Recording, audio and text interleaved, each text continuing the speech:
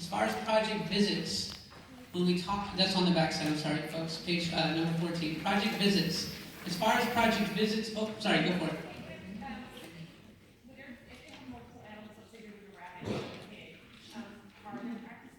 Yes, practices for all species will be at different times, but the only species we let you double dip in is a small animal and a large animal. We don't let you do a hog and a goat, or a hog and a sheep, or a hog and a cow, or cattle or steer of any type. Did you want to say something? One thing that we can, that we will allow, space permitted, is multiple of the same species. So the max is 2 of the same species if it's a large animal, space permitting. So that means you can do 2 lambs, 2 hogs, 2 whatever, if space is And provided. keep in mind too that only one can sell at the fair. So that's part of the plan, is if you do decide to get 2 sheep or 2 pigs, you need to have a plan for that second one. Because you can only sell one. When I was in high school, I was showed 2 hogs. My parents bought both of them. I raised them. One went to the fair, and one went to the freezer. That's how I did things.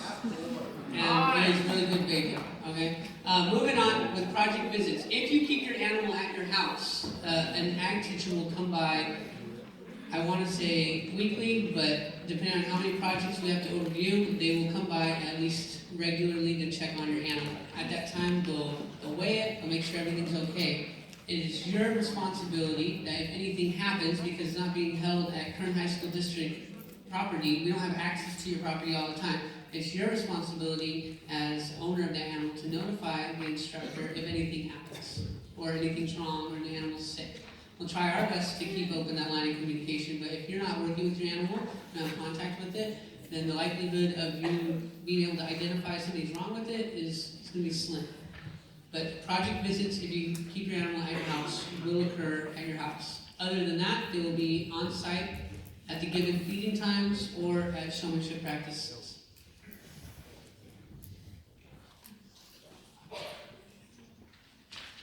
And number 15, projects housed not on the facility that is Kern High School District property, you will be responsible for the transportation of the animal to fair. In the past, we've been really flexible with us going by and picking up hogs or using Kern High School equipment to do so, but as the program grows, the capability of 3 people with families, it's very difficult for us to get out there and get everything done in a short amount of time. So just be aware that if you have your animal somewhere else when it's time to load up and go to fair, it's going to be your responsibility to figure out how it's getting to fair. Do you want me to talk about all sheep exhibitors? I'd love to. All sheep exhibitors, number 16. Well, house your animals on the school farm. Even if you have a space in your backyard, it's important and vital that we keep, as far as the ruminants are concerned, keep them together, because it helps develop teamwork, helps develop leadership, helps develop a sense of community. And we see that community shared when we go from our school farm to the Kern County Fair, because we already have that community built, we already have that open dialogue, we know who our group leaders are, and we have that teamwork in place, and so that makes the transition from the farm to the fair seamless, and everyone's in the same practice, same teams, and we're working together. We don't have to worry about any weird relationships or issues falling up, because we've developed and we create and fix those over the summer. So sheep will be at the school farm, goats at the ROC. Hogs, for health issues and for ease, we let you keep them anywhere within reason. I'm not driving out to Delano to check on your hogs, so don't keep your hogs there. Keep them over here. 2-animal policy, of course, you can have 2 animals of the same species provided that there is space. If we have 70 sheep, is the likelihood of me getting 2? No, probably not, because we want to make sure everyone has an opportunity to experience raising an animal. Fair entry forms will be done online. We will have a workshop date, is that correct, Mr. Davidson? That we will help walk you through the process to make sure everyone registers correctly. In order to do that, you need to know what you have.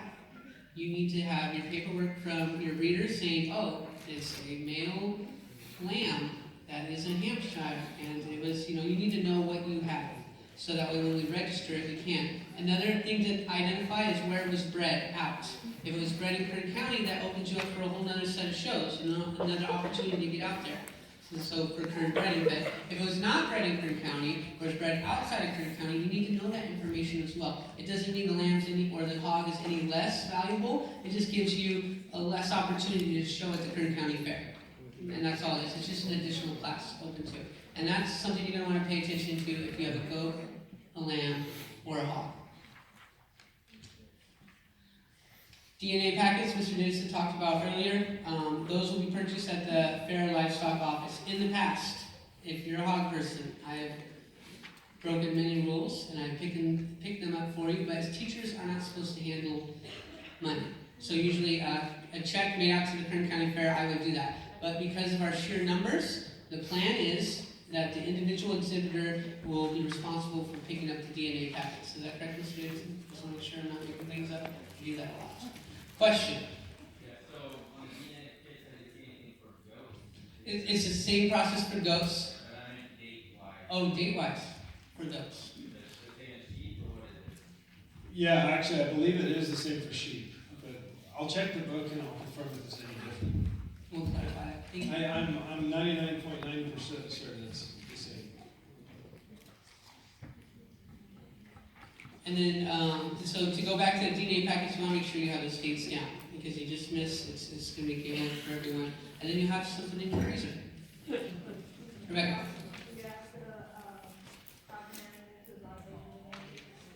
Do you have to have an animal to buy the DNA kits? Oh, I mean, when? When you buy the DNA kits, do you have to have an animal? Okay. Okay, the fair will have, I think in the fair packet, it has an actual date, and we might even have it in our packet when you can do it. Is that correct, Mr. Davidson? Yeah, so it's actually on page 2, where it says that the DNA kits purchased. Those purchase dates are actually right at the beginning of when they're available. So if you look on there, that's when they're going to become available, maybe like 2 days before those dates. Okay. Any other questions about DNA? Brooklyn? No? Are we good? Okay, Brooklyn, unless it's a pressing question, we'll hold questions for the end, just so we can get done with the sleuth, because something you might have might be specific to one species or another. The buyer's workshop, for first-time people, if you look at the budget, it shows that you make a loss. You're not going to make money from this project. And the reason is because we assume that you are going to market at mercy of the auction. That means you don't have a buyer set up, you don't have any sponsors, and so if you do not have sponsors or a buyer set up, you will not make any money. In the recent advent of the years, we've had buyer number 9, but we tell you every year that we can't guarantee that buyer number 9 is there, and to rely on someone else's charity would be foolish, just hoping that something's there when it's not. So what we do is we have a buyer's workshop for everybody. If you're a first-time fair goer or an experienced one, you can come to the workshop meeting, and we explain the process of going out and getting sponsors and getting buyers. So that when that day comes and you walk across the auction, if buyer number 9 is not there, then congratulations, you've made as much money as you've earned yourself. If buyer number 9 is there, congratulations, you've made as much money as you've earned yourself, plus the generous gift of buyer number 9. The goal would be, and Highland High School prides itself in this, is that we can be independent ourselves. We don't need to rely on someone else's charity to do that. Buyer number 9 is there for charity. And for those of you who are freshmen and sophomores that I made memorize the creed, more charity when needed and less of it, I forgot the creed, but alright, I believe. What is it? Does someone know it? How's it go? 4th paragraph. Do it, David Carter. I believe in less dependence on begging, more power in marketing, in less budget than in Enough on this well. public itself, others as well as myself, and less need for charity and more than needed. And play be happy myself and play stir close to thousands and money. Moral of the story. Excellent. Good job, man. So, moral of the story is that we want to rely on our own abilities. And in order for this to be a successful project, and I don't mean successful in the sense that you make money, I mean successful in the sense that we want you to grow. And this is a business, it's entrepreneurship. So you should be able to go out there, sell your product, market yourself as an individual, and then that growth will happen. whether or not you get $2,000 as sponsors or whether or not you get 100. The fact that you're putting yourself out there, that you're practicing employable skills and practicing interpersonal relationships and communication and being professional, that's what's going to help excel you in years to come, whether or not you make an exorbitant amount of money from this project or not. So we will have a buyer's workshop that will walk through the steps to help you be successful. Working and getting that money will be up to you, okay? Moving on. Health. Mr. Davidson, Dr. Davidson, would you like to cover this? Yeah, the only thing that we need to go over, if your animal dies, you probably want it to be insured. You can't insure it after it dies. So we have insurance for livestock students, but you need to have that insurance turned into us by whatever date's on page 2. And so we'll have paperwork for anyone that's interested in that. They're not in the packet. It's just a simple form. If your animal does get sick, please do not call the vet before you talk to us. Vets are expensive, and that's our job, okay? And so make sure that you guys are calling us, talking to us before you start calling the vets. Uniforms? You can get that jacket from FFA.org if you don't already have your own one. If you can't afford a jacket, there is a program in place where we could nominate you for a jacket, but it is a charity program where it's on an as-needed basis, so we can't just be putting everyone's names in there. So if you really cannot afford it, then we can certainly talk to you in private and see about getting you somebody to donate a jacket to you. Okay, so talk to us if you can't afford a jacket. The jacket itself is going to cost you about $60. And then you also need to get the rest of the uniform as well. And so all that uniform stuff is in your packet. And you have lots of time to get that. Yes? Are the pants, aren't they white pants that you have to wear? White pants, yes. You'd have white pants. So the show uniform is different than the official uniform. Official uniform is black slacks or black skirts. As much as I want people showing hogs and skirts, they won't allow it. So you can wear white pants. Everyone, girls and boys, white pants and a white shirt. He's actually just wishing that he could wear his skirt. That's all. It's because Mr. Davidson constantly wears his, and I wish he wouldn't. It's called a kilt, but it's a skirt.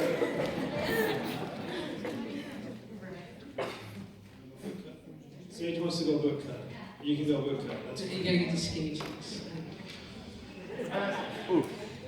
let's see, discipline policy. I hate to be the one to be the disciplinarian, but we have to talk about that. If you go to your packet, page number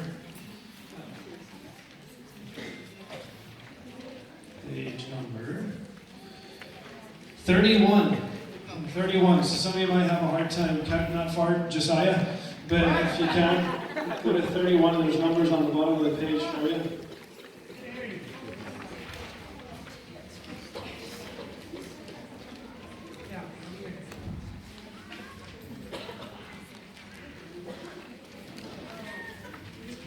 So it's bolded there. Other reasons an exhibitor may not show at the fair include but are not limited to failing to turn in entries on time, failing to get animals ear tagged, in this case DNA'd and online entered, failing to attend a mandatory parent and exhibitor meeting, failure to attend a fair pen set up at the fair.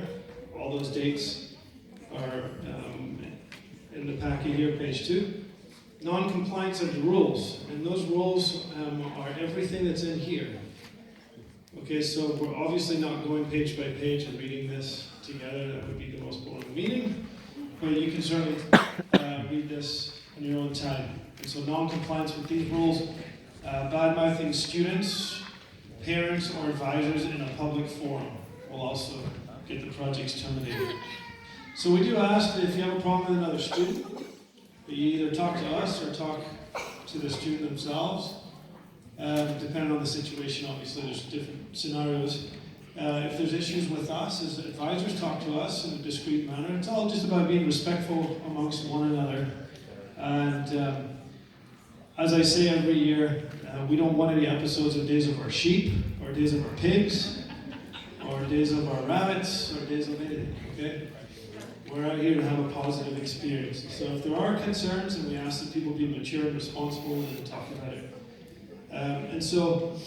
That's kind of the next deal there. Parents and guardians are to ensure that they and or their child will handle any dispute at the fair or during the summer in a professional and discreet manner that is respectful of the advisor's profession so as to not undermine the advisor's authority.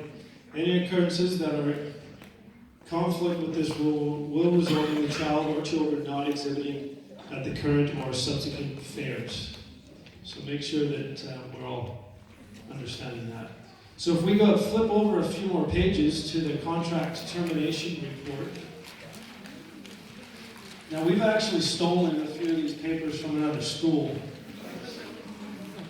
because these papers were actually all district approved. So instead of us having to go through and get them all approved ourselves, these are already done. So this is a termination report. Several reasons why you might have your project terminated. One of those is that the code of ethics has been violated, and we feel like you wouldn't be a good representation of our program. And then there's lots of other reasons there as well. So make sure you guys take some time to read that. Again, these are some reasons, but they're not totally inclusive, okay, of all the reasons.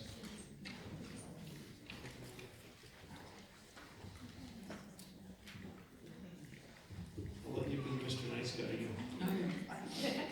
Checklists and time cards, really? That's nice. Checklists and time cards are turned in every week. So for hogs, what this looks like is you're on your AT, maybe taking a selfie with your pig, and uploading it, saying this is what I've done, And we like that done on a daily basis. For the hogs, for Ms. Rodriguez, we'll check them. We'll check them weekly. If you are in violation of that, you have an opportunity to have your stuff withdrawn, okay? Usually it happens in a warning. You'll get a verbal warning, and then you'll get a written warning. The parent will be notified. Third time, you have 48 hours to remove your animal from the current high school district property. And then you guys can have a discussion later on about that. But that's here or there. Time cards are going to be turned in every week. For sheep, last time I checked, you just had the thumb printer. And so when you check in, scan your thumb, do your business, scan your thumb, get out of it. Rabbits, there's a little form in the rabbit barn.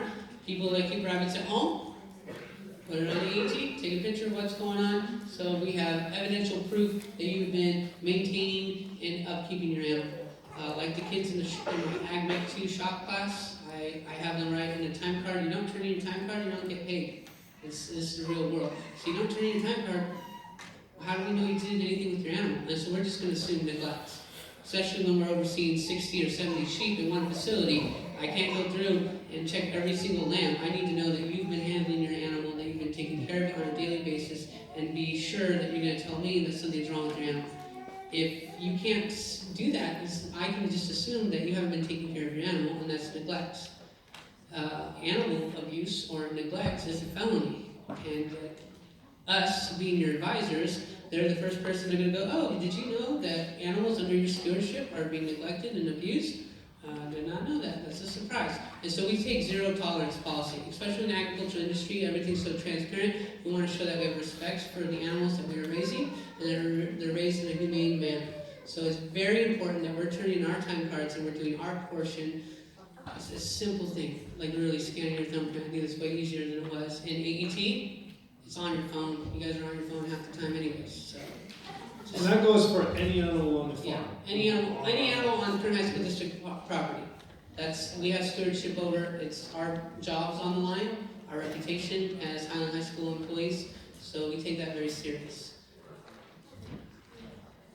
Okay, just the last few things here. On 25, paperwork due dates, we may not remind you of when things are due. That's why it's important that all those dates get put into your calendars on your phone and set them up for reminders.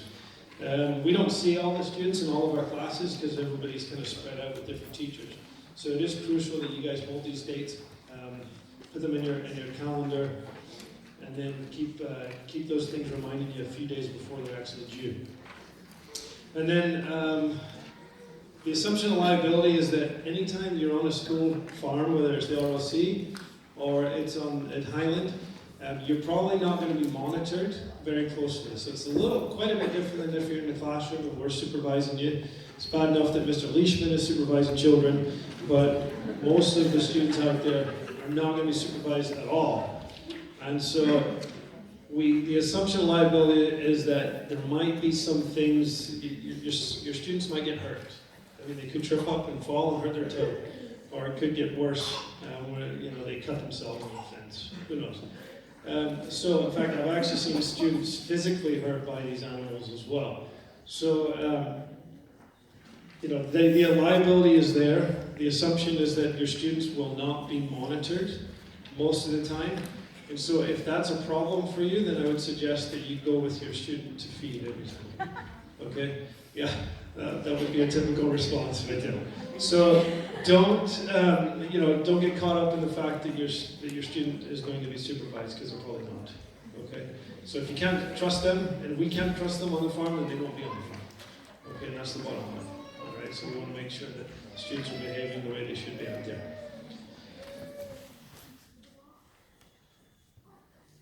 I think that's all of my stuff. Do you want to talk about the gate code? Everyone's going to have a gate code. Don't give it away. It's going to change. So all the paperwork, the dates are on there. We need those, the paperwork by the dates that are on those things there. And we are going to hold that. We are anticipating, as you can see, a huge number of animal projects. We're going to cap. So if a certain number of students are signed up for a particular species, then we're not going to be reopening things for making extra room. We only have the room that we have. And so we are looking to some talks here to try and expand some of our facilities. But that stuff costs money, and it also costs time to build and all that stuff. So this year, we are obviously expected to have to cap numbers. So if you don't get your stuff in by a certain time, then you're probably going to be out of luck. And we are going to be holding numbers for students who are incoming freshmen. And those incoming freshmen, obviously, we don't know how many or who they are or anything yet. So we are going to be keeping spots for them. So with that said, is there any questions? We're going to open this up for questions that we might not be able to answer. You're my hero. Thank you, Josiah. I think this is Stephen Josiah. I wish I could say the same. Wait, over here?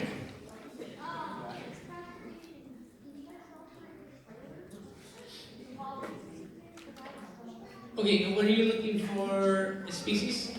Pig? Okay. Alright. Yeah, so for transportation, like honestly, guys, especially if it's your first animal, don't go buy a trailer. Just ask Mr. Leishman nicely, and if your student's a nice student, I'll say yes. Okay? But just don't tell anyone that's not a nice student, and we'll have some issues. But sometimes. If it's a Wednesday, no. But yes, that should be stated, guys. I know this is an investment, but I wouldn't want you to get overly invested unless you're gonna have a hog farm in your backyard and start shooting out piglets every 6 months. Okay, so let's try and keep the purchases of hard assets down to a minimum. The school does have facilities, and we do have equipment. Scheduling before time and communication is going to help the best with the usage of that. The goal is not to abuse that and abuse Mr. Leishman, because I can't afford losing more hair. Yes, so on this. There is a graduate show policy. The only way you can show as a graduate is if you are applying for your American degree. Everyone knows that your American degree, you can only apply for it 1 year out of high school. You have had to have earned $10,000 and have invested $5,000 and have had how many hours? 1,000 hours invested in your SAE projects? Yeah, so you need to have a lot of money earned and invested. If you can show proof that you will, by the completion of this next project, satisfy the requirements to show an animal after you graduate, then we will allow it. However, there will be dates that you have to have your application completed. August and- 1st. August 1st. Your application has to be completed by August 1st, or you don't go to fair, and then you just have this animal that you spend all this time and money on. The reason we do that is because we have nothing else to hold you accountable for. You're a senior, and you're using school facilities, and if you're going to be a member of our chapter, we have to have something. And pulling your ability to get your American degree, which is a really awesome opportunity and an honor, is the only thing that we'll have. I have two questions actually. One, for the insurance, is the insurance information in the packet, and how much is that?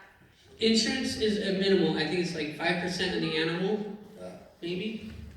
I have a form with the exact prices, so if you spend $300 on your pig, then it might cost you $11.50. It's Okay, it will really get reimbursed, if something happens to the animal, does it reimburse the full?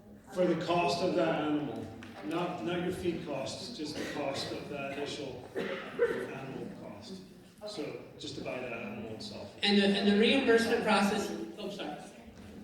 You mean the $300? Yes. The reimbursement process is a process. So what will happen if an animal dies?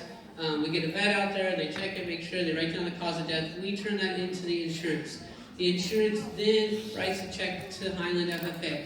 And then Highland FFA, up in an office when the school opens, can then reimburse the student. So don't expect it, oh, my animal died next week, I'm going to get the $350 so I can buy a new one.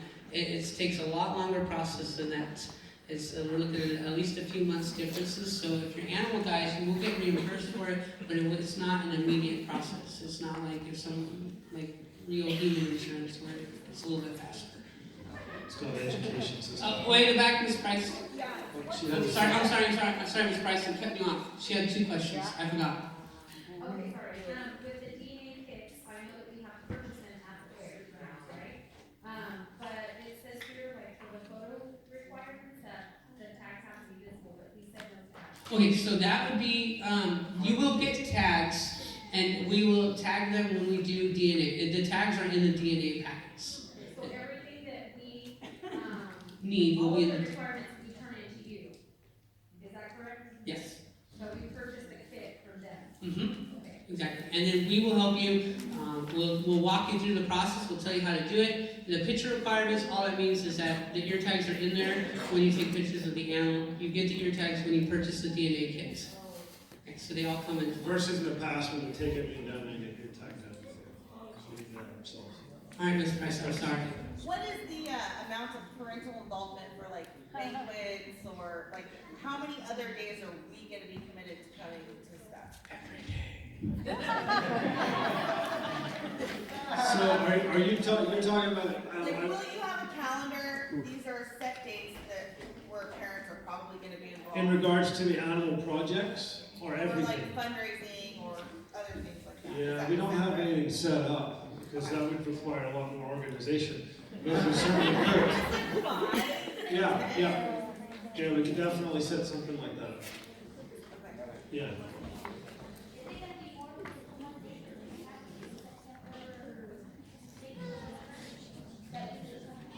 So that's gonna be the next mandatory parent meeting. Now, the other stuff throughout the summer, parents are definitely encouraged to come to. They're encouraged, but they're not required. So that's the only requirement is that the parents don't come to that one. But to add to that, I would recommend parents going to the buyer workshop so you can help your student be professional and get buyers. And then I would be obviously gotta come to the September meeting because that's when we talk about actual fair and what's going to happen.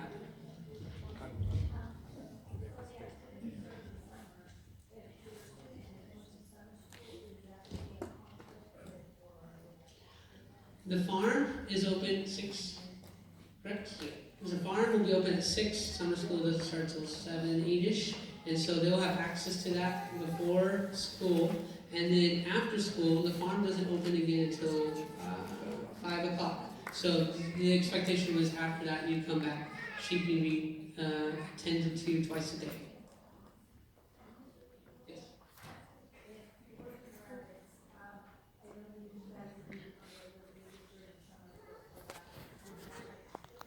Yes, all showmanship practices will occur after school time. in the cool evenings, usually. Mr. Davidson, you're not planning on doing any morning practices? Ms. Rodriguez, are you planning on doing any morning practices with the pigs? She said maybe. Big people might be early risers.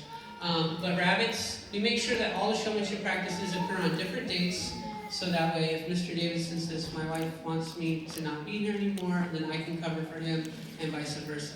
So, but they're usually in the evenings, for the most part. Mike.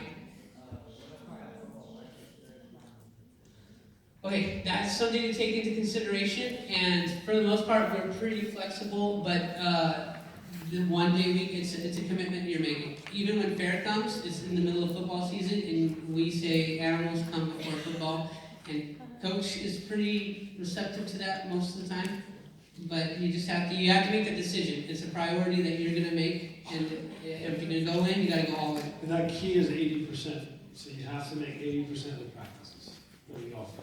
Let's go, Ben in the back real quick, we'll get you. Your packet says, pig showmanships every Tuesday at 7 a.m. and what if you have summer school? That's a fallacy. It's incorrectly written there, so I apologize. Sorry, Ms. Rodriguez, say that again louder. No, okay. Okay, so, we'll edit that. Hey, people, if you sign up for the reminds, we'll send that out to you. I apologize. Everything's in flux until summer really starts. Right. Animals are, time, if you get an animal, especially a stranger like that, you're not gonna get a vacation in your farm. It's true. So if an animal, I look at it like a kid that I don't like so much, but it's still my kid. Children, you look at it like your best friend, okay? And so you want to treat it as such. And you're going to spend a lot of time with it, and which makes it even more exciting because it's yours. Any other questions? All right. After the close of this, if you need to talk with one of us adults, we will be here. But thank you very much for your time, folks. I really appreciate it. This is an awesome experience for your children. So if you I have one last thing, Oh, sorry. specifically for people buying sheep from Mr. Hubel. He has asked that I give him some tentative numbers over the next 3 or 4 days. So if you're interested, I will be having a drive up there, and students can go with me. But he's not going to have 25 different visits from different students. Okay, so let me know if you're of interest. Thank you, guys. Awesome. Thank you. Have a good night.